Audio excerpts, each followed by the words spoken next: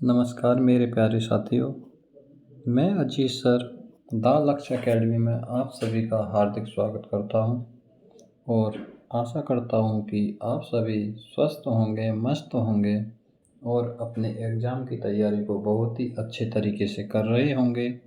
साथियों, हमारा सीरीज है जीरो से हीरो। जीरो से हीरो सीरीज में साथियों हमारा चैप्टर चला हुआ है नंबर सिस्टम, जिसमें हमारी 9 क्लासें कंप्लीट हो चुकी हैं और आज 10वीं क्लास है, जिसमें हम अपने मैथ को बहुत ही बेसिक तरीके से इतना मजबूत करेंगे कि हम बेसिक से शुरू करके पूरे एडवांस लेवल तक चल रहे हैं दी। साथियों, इसमें समय ज़रूर लगेगा, लेकिन हम उस हिसाब से पढ़ेंगे कि हमारा परीक्षा में आने वाला कोई भी प्रश्न छूटेगा नहीं। तो साथियों, अपने कीमती समय को हम ज़्यादा देर ना वेस्ट करते हुए अपने टॉपिक पर चलते हैं और मैं आशा करता हूं कि आप अपने पूरे जोश के साथ इस क्लास को पूरा करेंगे। तो अपने समय को वेस्ट ना करते हुए टॉपिक पर चलते हैं। तो आज का टॉपिक है नंबर सिस्टम। जो चैप्टर है उसमें आज हम वेरी इम्पोर्टेंट थ्योरम पढ़ेंगे, विल्सन थ्योरम और चाइनीज़ थ्योरम। साथियों, विल्सन थ्योरम और चाइनीज़ थ्योरम से पहले हम फर्मेट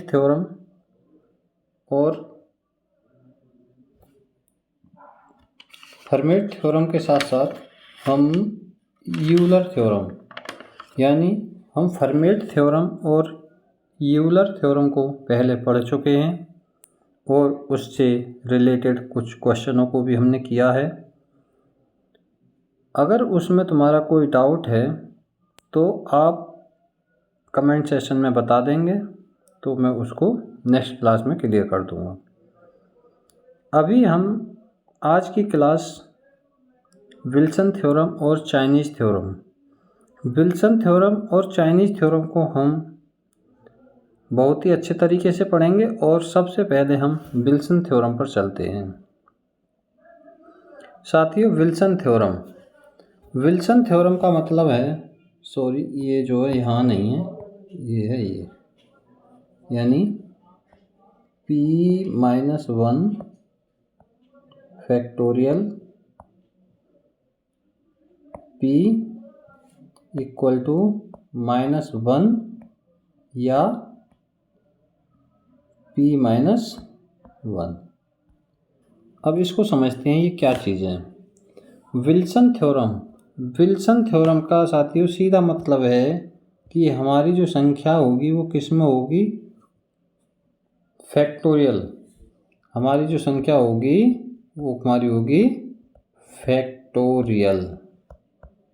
ठीक, अगर हमारी कोई संख्या फैक्टोरियल में है और उस संख्या से एक अंक ज़्यादा से हम उसको भाग करते हैं, यानी ये हम विल्सन थ्योरम में क्या पढ़ेंगे कि हमारी जो संख्या है p, मान लो हमें संख्या दी गई है p-1 फैक्टोरियल को हमें भाग करना है p से। लेकिन इसमें क्या होगा, सबसे पहले हमें ये देखना है कि जो p दे रखा है हमारा, ये भाज्य संख्या है या अभाज्य संख्या है। अगर साथियों ये हमारी अभाज्य संख्या है, p क्या है हमारा, अभाज्य, p हमारी अभाज्य संख्या है, तो और उस अभाज्य संख्या से एक कम, यानी p मान लो कितना है, 10 है, तुम्हारा ऊपर कितना होना चाहिए, एक कम करके फैक्टोरियल 9। ठीक, वैसे 10 अभाज्य नहीं है, एग्जाम्पल के लिए बताया है। अगर हमारी मान लो अभाज्य संख्या 5, तो ऊपर कितना होगा, एक कम 4। अभाज्य संख्या 7, तो ऊपर कितना होगा, 6 फैक्टोरियल। यानी अगर हमारा नीचे अभाज्य संख्या दी हुई है, नीचे यानी हर में, अगर हमारी हर में अभाज्य संख्या दी हुई है और अंश में उस संख्या से एक कम, यानी हर से एक कम दिया हुआ है, लेकिन हमारा अंश किस में है, फैक्टोरियल में, हमारा अंश फैक्टोरियल में है और उसको एक अभाज्य संख्या से हम भाग करते हैं, तो उस भाग करने के बाद जो हमारा शेषफल आएगा वो हमेशा कितना आएगा, -1। हमें उस संख्या को, उस क्वेश्चन को सॉल्व करने की ज़रूरत नहीं है। क्योंकि साथियों हमें सॉल्व करने की ज़रूरत इसलिए नहीं है कि एग्ज़ाम में हमें टाइम को बचाना है।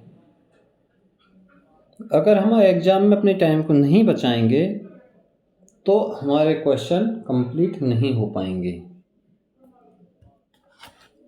अब एक डाउट इसमें आता है कि हमारा शेषफल माइनस में तो होता ही नहीं है, जो कि हम पहले पढ़ चुके हैं।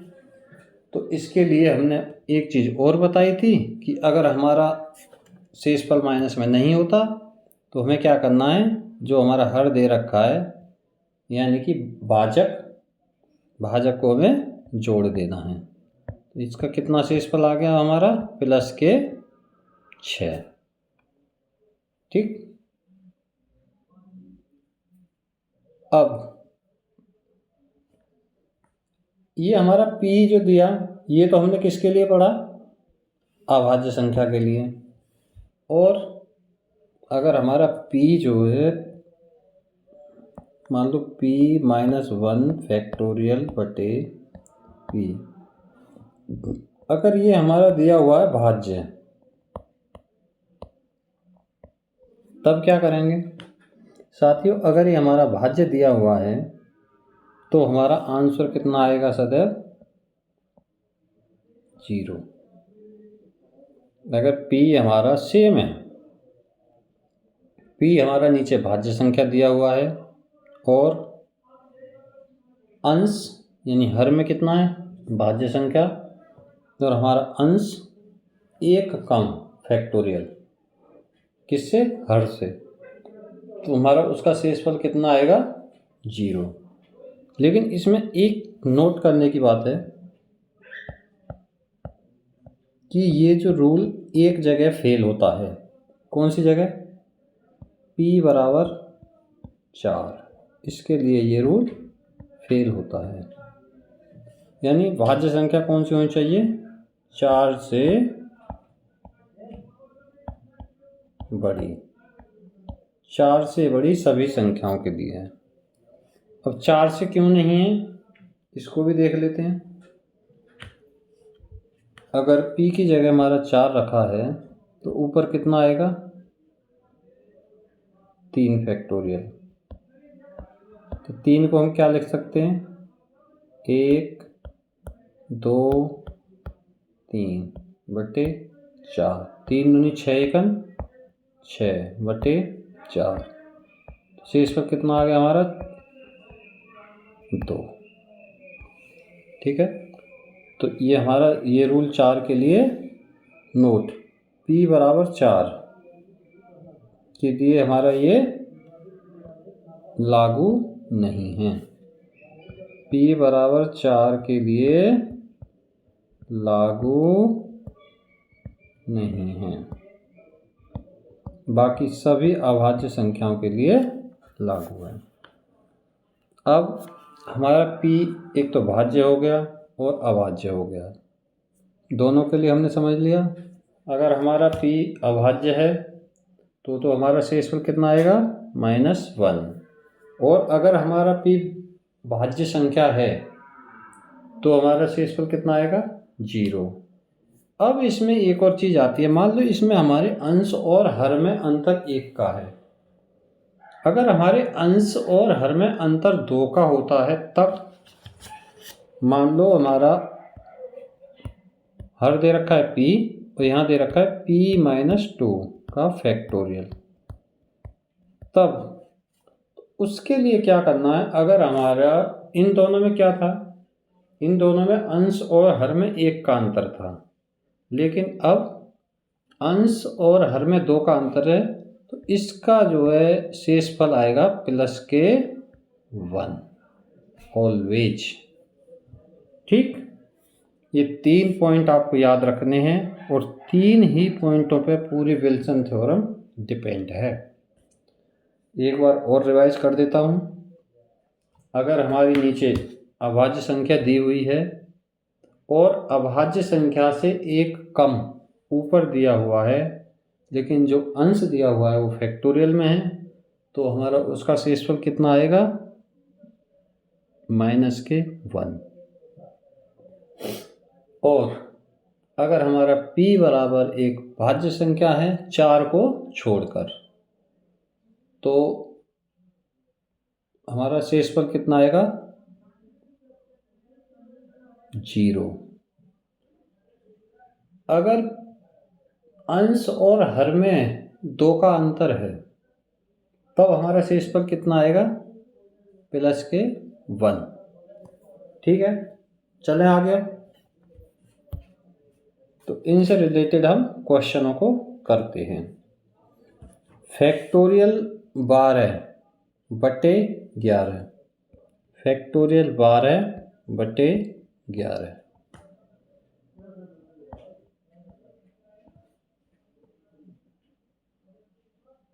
सॉरी, फैक्टोरियल 12/13, 11 नहीं 13, फैक्टोरियल 12/13। कौन सा रूल लग रहा है इसमें? p-1 फैक्टोरियल बटे p, और p क्या है? एक अभाज्य संख्या। ठीक है, तो इसका आंसर कितना बताया था मैंने? -1, लेकिन माइनस में हमारा शेषफल आता नहीं है, तो हमें क्या करना है? भाजक को जोड़ देना है। तो शेषफल कितना हो गया? 12। ठीक, नेक्स्ट चलें। Factorial 16/17, same concept. नीचे क्या है? एक अभाज्य संख्या, ये कितना है? एक कम है, शेषफल कितना हो गया? -1, या -1 + 17 कितना हो गया? 16। नेक्स्ट,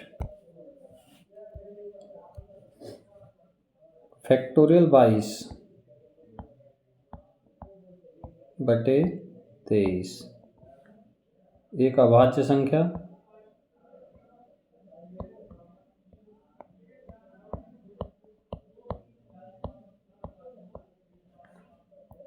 अंश कितना है? एक कम, तो इसका शेषफल कितना आ जाएगा? -1 या -1 + 23, तो कितना हो गया? 22। नेक्स्ट क्वेश्चन, फैक्टोरियल 28/29,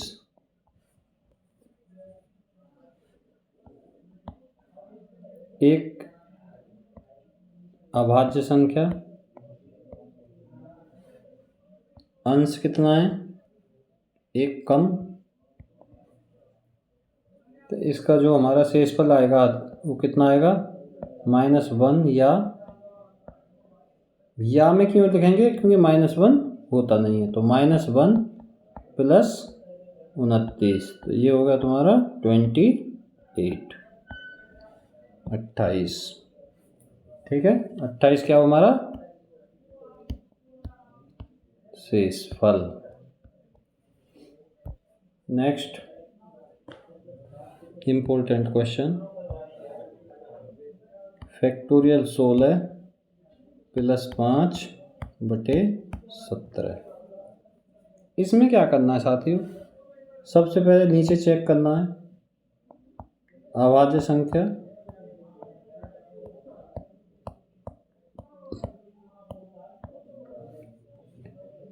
अभाज्य संख्या। अब इसमें तोड़ लेते हैं इसको, अंश को, इसको अलग देखो, ऊपर कितना है? एक कम है, तो इसमें शेषफल कितना आ जाएगा? -1 -1 और 5, -1 + 5 कितना हो गया? +4। आया समझ में? यानी 17 से फैक्टोरियल 16 को भाग करेंगे तो हमारा शेषफल आ गया -1। अगर हम -1 में +5 जोड़ देते हैं, ये जो -1 है, अगर -1 में +5 जोड़ते हैं तो हमारा शेषफल कितना आ जाता है? +4। Next question, factorial 30 + 27/31। Factorial 30 + 27/31। Same पहले वाला कॉन्सेप्ट लगेगा। इसको अलग देखो, नीचे क्या है? अभाज्य संख्या,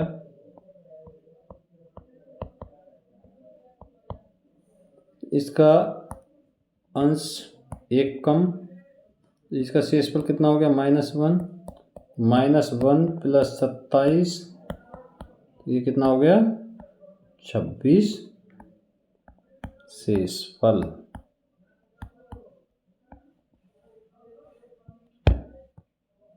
नेक्स्ट क्वेश्चन,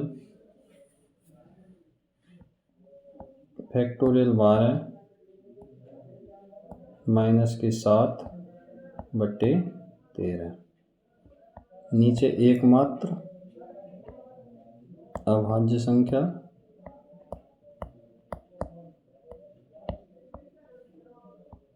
अंश 1 कम, इसमें पूरे अंश में, इसमें तो इसका शेषफल कितना हो गया? -1। तो -1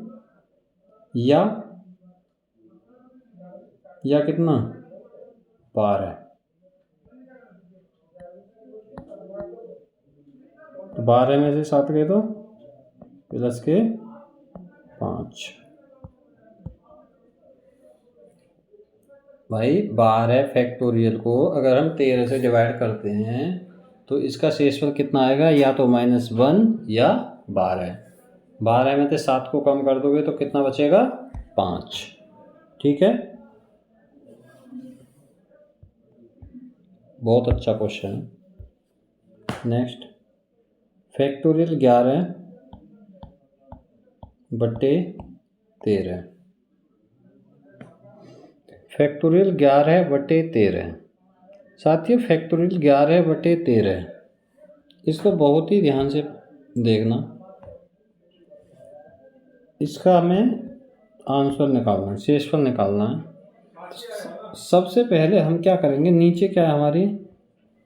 अभाज्य संख्या।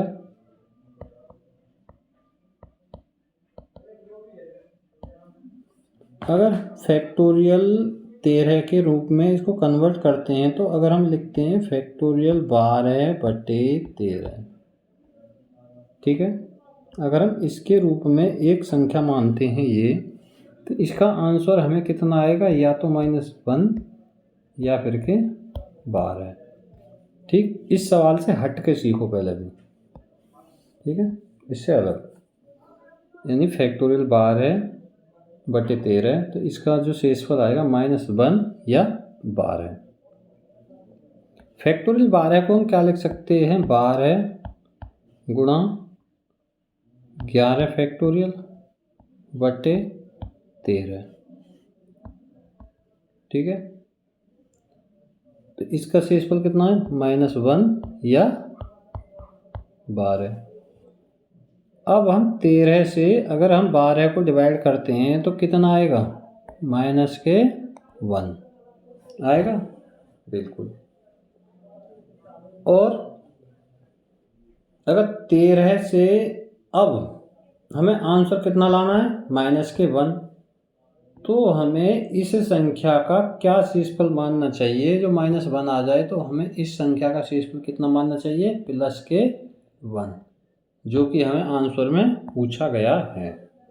फैक्टोरियल 11/13। पहले हम इसका निकाल लेंगे 12/13 का, और फिर उसके बाद इस संख्या का हमें कितना मानना चाहिए इसके अनुसार? +1। तो इसका कितना हो जाएगा? +1। और मैं आपको एक कॉन्सेप्ट पहले बताया था क्या बताया था? याद करो, पीछे आओ। मैं आपको ये बताया था कि अगर नीचे अभाज्य संख्या दी हुई है और ऊपर संख्या फैक्टोरियल में दी हुई है अंश में, अंश और हर किसका? अंश और हर का अंतर 2 है। अंश और हर का अंतर 2 है तो उसका आंसर सदैव कितना होगा? +1। ठीक है, ये याद रखना, ये हमें इतना सॉल्व करने की ज़रूरत नहीं है। नेक्स्ट, फैक्टोरियल 9/11 में शेषफल ज्ञात कीजिए। सॉल्व करने की ज़रूरत है? बिल्कुल भी नहीं है। कितना हो जाएगा? +1। नेक्स्ट, 18 फैक्टोरियल बटे 23। अब इसको सॉल्व करने की ज़रूरत है। अगर हम 23 के रूप में किसी संख्या को फैक्टोरियल में लिखते हैं तो हमें लिखना पड़ेगा फैक्टोरियल 22/23। तो इसका आंसर कितना हो जाएगा? -1।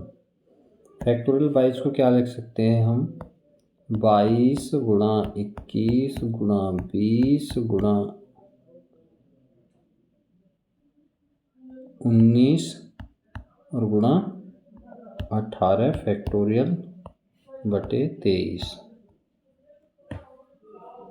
23 से काटो, -1 -2 -3 -4 और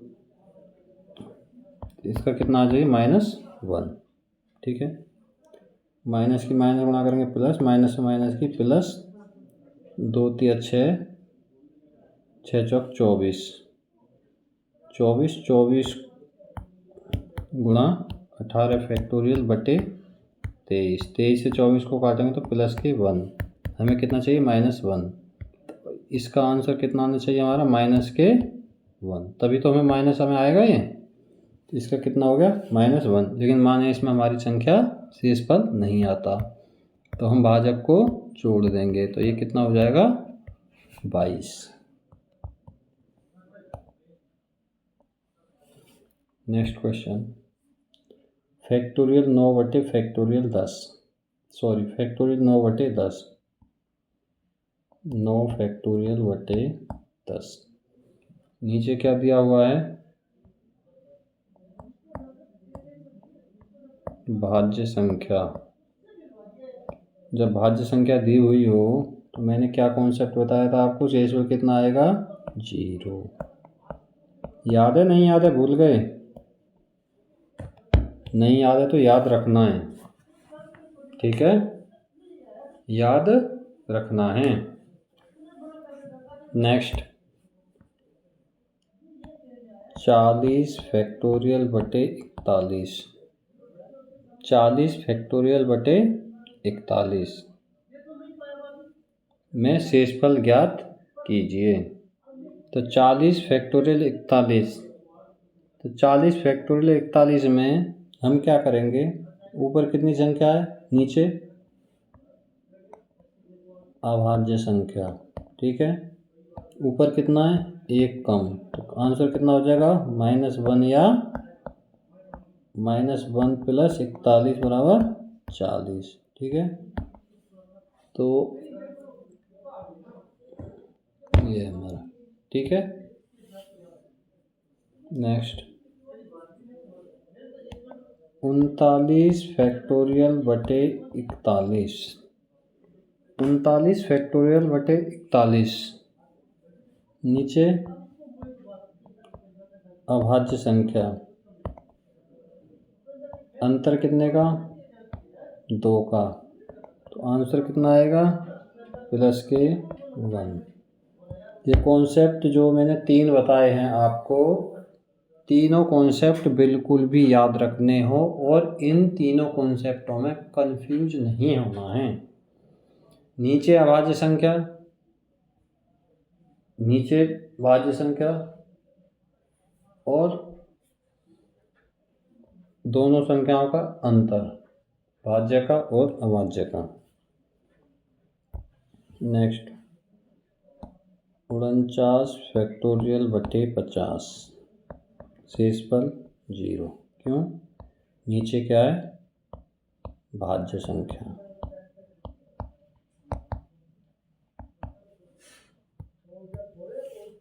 नेक्स्ट 51 फैक्टोरियल बटे 53, क्या है? अभाज्य संख्या। अंतर 2 का, शेषफल 0 नहीं, शेषफल प्लस के 1। कन्फ्यूज नहीं होता बिल्कुल भी इनमें। 0 कब आता है? जब नीचे भाज्य संख्या हो। बहुत ही इम्पोर्टेंट क्वेश्चन। जब 666 संख्या को 134 बार 13 से विभाजित किया जाता है, यानी संख्या लिखी हुई है 13 से विभाजित किया जाता है, तब शेषफल ज्ञात कीजिए। 13 से विभाजित, इसके लिए साथियों एक नोट लिखो।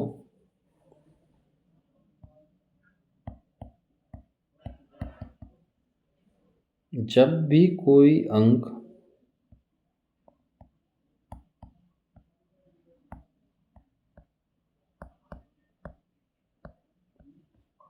जब भी कोई अंक 6 बार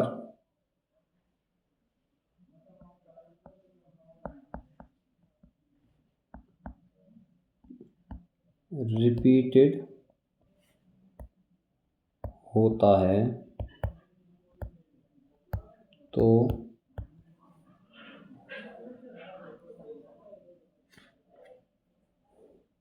वह सदैव 7, 11, 13 से विभाज्य होगा। अब ये संख्या हमारी कितनी बार लिखी हुई है? 134 बार। अब 134 बार में अगर हम 6 के जोड़े बनाते हैं तो 6 दूनी 12 और 6 दूनी 12 कितने? 22 जोड़े बनेंगे और हमारे पास 2 अंक बच जाएंगे। 2 अंक मतलब 66 लास्ट के। अब 66 को हम 13 से भाग करते हैं तो 13 पंजे 65, कितना बचा? प्लस के 1। नेक्स्ट जब 5 5 5 224 बार को 37 से विभाजित किया जाता है तो तब शेषफल ज्ञात कीजिए।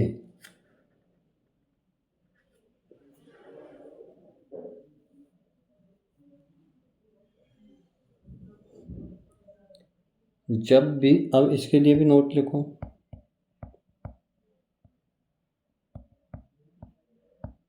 जब भी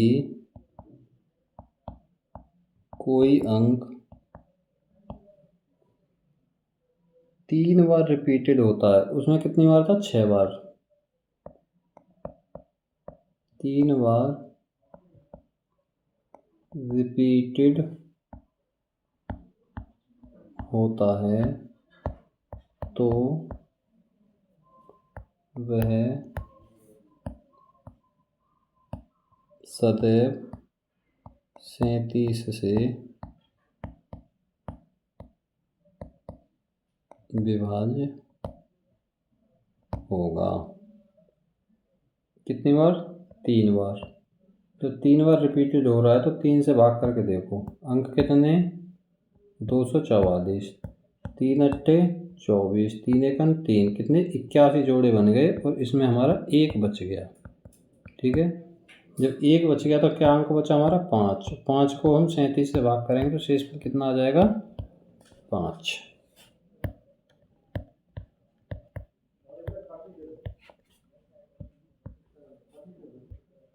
नेक्स्ट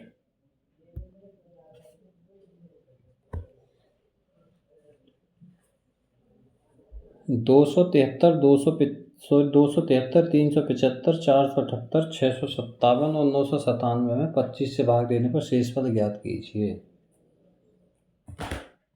कितना?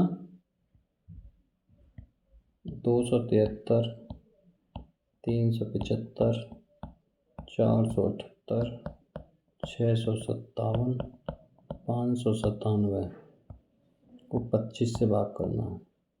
साथ ही 25 के नियम में क्या पढ़ा था आपने कि लास्ट के 2 अंकों से हमें मतलब है सिर्फ। 25 से भाग कर दो। 25 थी 75 माइनस के 2, 25 थी 75 0, 25 थी 75 प्लस के 3, 25 दूनी 50 प्लस के 7, 25 चौका 100 माइनस के 3, प्लस के 3 से माइनस के 3 कट गए, 7 में से 2 गए तो 5।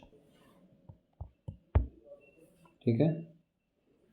या दूसरा तरीका जोड़ के देख लो। 3 और 5 8, 8 और 8 16, 16, 16 और 7 23, 23 और 3 23 और 7 30, 30 की 0 हासिल 3, 9 और 3 12, 12 5 17, 17 7 24, 24 और 7 31, 31 और 7 28, 28 का 8। लास्ट के 2 अंक से मतलब है। कितने से भाग करना है? 25 से। 25 थी 75, इसमें कितना आ गया? 5। दोनों विधि से 5 आएगा।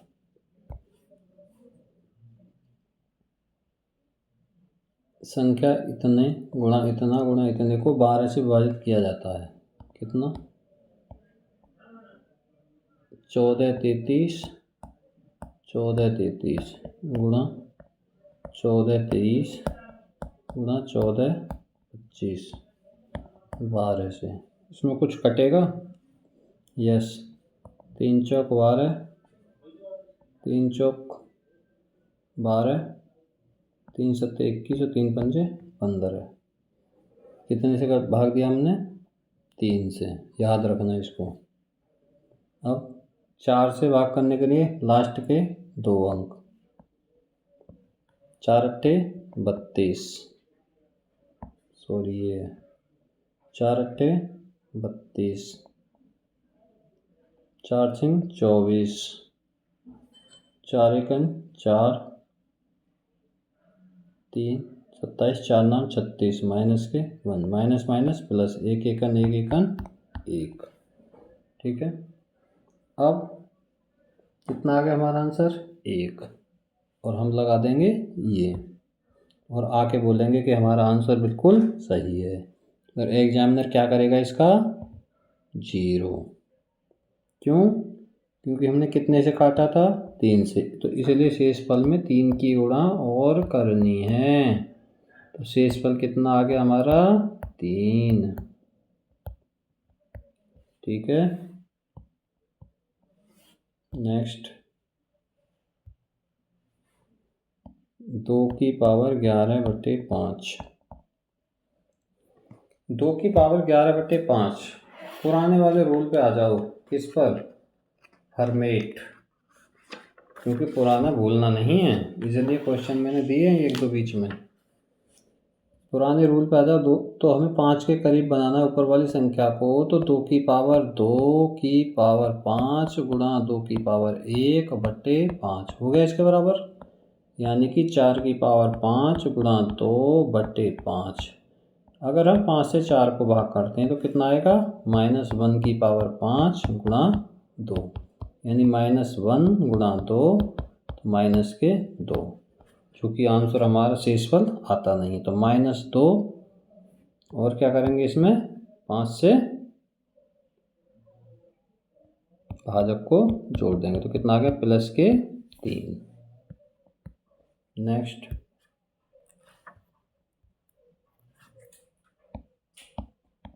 5 की पावर 55/4। बिल्कुल फॉर्मेट पे आ जाओ। 5 की पावर 55/4। 4 से काट दो, प्लस के 1 की पावर 55, तो कितना आ गया प्लस के 1। नेक्स्ट 37 की पावर 1000 बटे 9। 37 की पावर 1000 बटे 9। 37 की पावर 1000 बटे 9 में क्या करेंगे साथियों हम?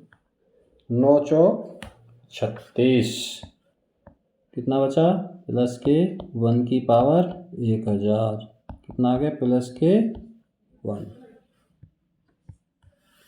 नेक्स्ट 65 की पावर 99 बटे 11। 11 छिंग 66, माइनस के 1 की पावर 99, तो माइनस के 1 प्लस 11, कितना बचा 10। नेक्स्ट क्वेश्चन 303 की पावर 521 बटे 8। 3 की पावर 521 8 के करीब लाना है, तो इसे करेंगे 3 की पावर 2 की पावर, अब 2 का देखो 2 दूनी 4, 2 छिक्के 12, 260 गुणा 3 की पावर 1 बटे 8। ये हो गया 9 की पावर 260 गुणा 3 बटे 8। ये कितना हो गया प्लस 1 की पावर 260 गुणा 3, कितना हो गया 3। ठीक है। नेक्स्ट क्वेश्चन 979 की पावर 127 बटे 35। इसमें क्या करना है साथियों?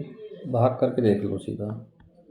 979, 35 दूनी 70, 7 और 2 9, 8 बार 8 पंजे 40 कीजिए, हासिल 4, 8 के 24 और 4 28, कितना कम पड़ रहा है माइनस के 1। -1 शेष फल नहीं होता, इसलिए प्लस के 35, तो कितना हो गया 34 शेष फल।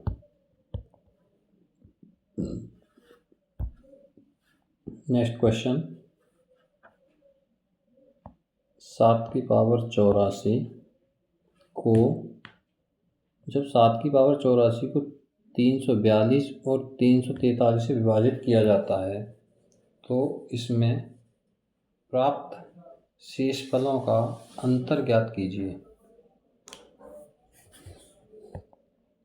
Double star question. 7 की पावर 84 को 342 से भाग करो। 7 की पावर 84 को 342 के करीब लाएंगे, तो हम लिखेंगे 7 की पावर 3 की पावर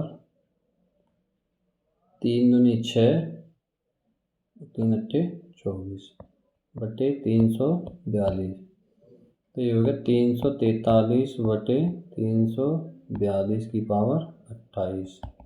काटें, कितना हो गया प्लस 1 की पावर 28, तो कितना हो गया प्लस के 1। नेक्स्ट 700 की पावर 84 की कितने से 344 से,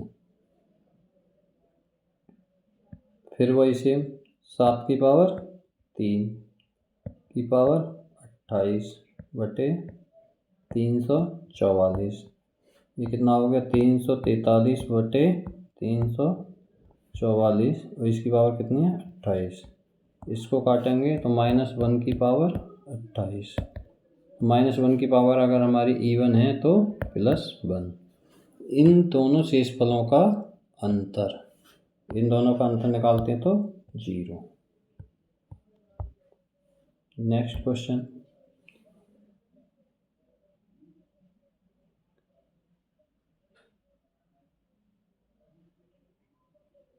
जब प्रत्येक विषम पूर्णांक, ये गलत हो गया यहाँ से, कि प्रत्येक समघात को 8 से विभाजित किया जाता है, तो शेषफल क्या होगा? HW। अगर नहीं होगा तो कल बता दिया जाएगा दोबारा। 243 बटे 3 की पावर 2। 243 बटे 3 तिया 9। अब 9 के करीब लाओ। 2 की पावर 3 की पावर 81 बटे 9। तो 2 दूनी 4 दूनी 8 माइनस 1 की पावर 81 माइनस 1 प्लस के 9 कितना हो गया 8। Next question HW। तो आज अब आपके 2 क्वेश्चन HW को हो गए और इनको बहुत ही अच्छे से तरीके से करने हैं, और अगर नहीं आते हैं तो मैं कल बता दूंगा इनको आपको। तो साथियों, इन क्वेश्चनों को विल्सन थ्योरम से रिलेटेड काफ़ी प्रैक्टिस की है, और आप जितनी भी आपके पास जो भी बुकें हो मैथ की, मैं ये नहीं कहता कोई भी स्पेसिफिक बुक हो, लेकिन आपके पास जो भी बुक अवेलेबल है, आप नंबर सिस्टम में विल्सन थ्योरम, फर्मेट थ्योरम और यूलर थ्योरम, इन तीनों थ्योरम के जितने भी क्वेश्चन आप कर सकें उनको करना। और इनसे अलावा अगर कोई आपको डाउट, वैसे तो आएगा नहीं, अगर कोई डाउट क्वेश्चन आता है तो आप मेरे को कमेंट में बता दीजिएगा, मैं आपका सॉल्यूशन कर दूंगा। और हम चाइनीज़ थ्योरम को अगली क्लास में पढ़ेंगे, क्योंकि अगर हम चाइनीज़ थ्योरम को अभी करते हैं तो हमारी क्लास काफ़ी बड़ी हो जाएगी। तो हम समय को देखते हुए अब अपनी क्लास को यहीं पर समाप्त करते हैं, और आशा करते हैं कि आप बहुत अच्छे से इनका रिवीजन करेंगे। जो मैंने क्वेश्चन होमवर्क में दिए हैं उनको भी करके लाएंगे। तो thank you so much my dear students. I hope